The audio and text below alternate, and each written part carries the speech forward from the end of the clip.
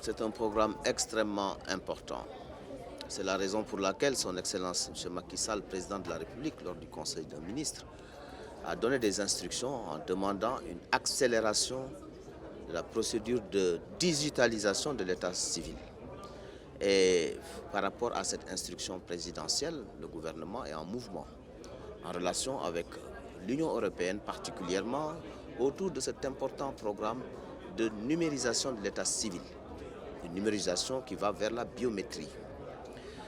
Vous l'avez dit, effectivement, il y a une certaine disparité dans les interventions sur l'état civil.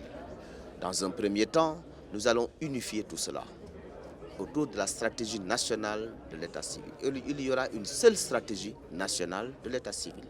Et autour de cette stratégie, maintenant, tous ceux qui veulent intervenir vont intervenir, mais de manière cohérente et de manière coordonnée.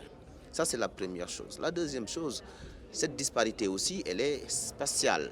C'est-à-dire, il y a des zones où on a beaucoup de centres d'état civil et des zones qui sont un peu désertiques, où des populations effectuent des dizaines de kilomètres pour pouvoir trouver un centre d'état civil. Et c'est cette disparité que nous voulons corriger dans le sens de l'équité territoriale.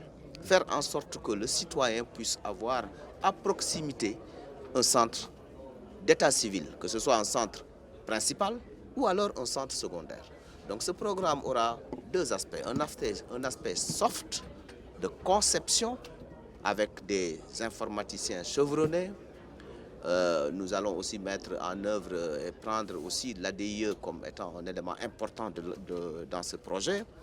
Mais à part cet aspect soft de conception d'un système intégré, qui va intégrer donc le ministère des collectivités territoriales qui a en charge l'état civil, le ministère de l'Intérieur qui a en charge les passeports, qui a en charge également les pièces d'identité, le ministère des Affaires étrangères pour les Sénégalais qui sont à l'extérieur, le ministère de la Justice, comme vous le savez, qui de temps en temps organise aussi des audiences foraines qui devront normalement tendre vers une disparition si on a un maillage suffisant, le ministère de la Santé, parce que la zone, les postes des centres de santé, etc., sont aussi des zones où on a un besoin d'état civil, où nos femmes viennent donc pour accoucher, etc. Donc, de ce point de vue-là, cette intégration va se faire aussi.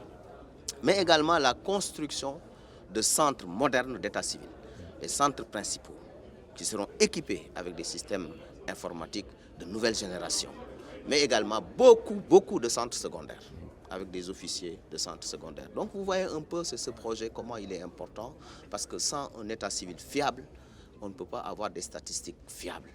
Notre économie en dépend. Avec cet état civil, nous pouvons donc, si nous disons nous sommes tant en population, eh bien ce sera fiable parce que chaque individu qui naît aura un bulletin de naissance fiable, sécurisé, et c'est un bénéfice que le Sénégal va en tirer.